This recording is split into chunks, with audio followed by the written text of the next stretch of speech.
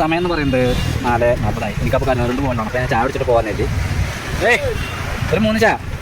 അനക്കെത്താ സമൂസേ, cutlet, നെയ്യപ്പുണ്ട്. നെയ്യപ്പം നോക്കണം. എനിക്ക് സമൂസ മതി. പിന്നെ ഇത് ചിക്കൻ റോളാണ്. ഇത് പപ്സ്, ഇവിടുത്തെ വെറൈറ്റി. ഇത് മുട്ട ബജ്ജി, അത് മുളക് ബജ്ജി, അങ്ങനെ കുറേ ബജ്ജികളുണ്ട്. ഇത് പോക്കറ്റ് ഷവർമ, ഇത് പഴംപൊരി ഒക്കെ അവിടെ.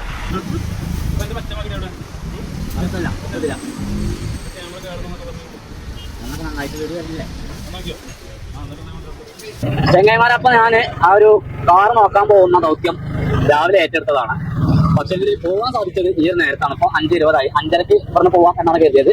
ഞാൻ നേരെ വർക്ക്ഷോപ്പിലേക്ക് കാറിനെ കുറിച്ച് അറിയുന്ന അല്ലെങ്കിൽ അതിന്റെ മെക്കാനിക്കൽ അറിയുന്ന ഒരാളെ കൂടണമല്ലോ.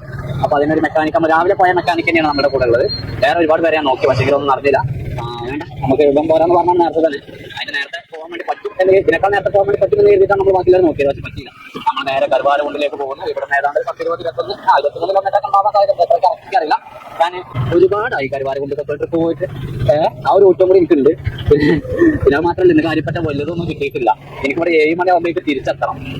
7 മണിയാകുമ്പോഴേക്ക് തിരിച്ചെത്തണം. കാരണം എനിക്കൊരു സ്ഥിരം ട്രിപ്പ് ഉണ്ടല്ലോ നമ്മുടെ കൂരാട്, അതുണ്ടാവാൻ സാധ്യത നേരെ കൂടുതലാണ്. കാരണം ഇന്നലെ അവർ വണ്ടി കയറിയിട്ട് മറന്നു വെച്ച സാധനമാണ്.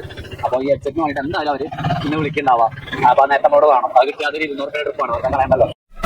ഞാൻ നമ്മളാള്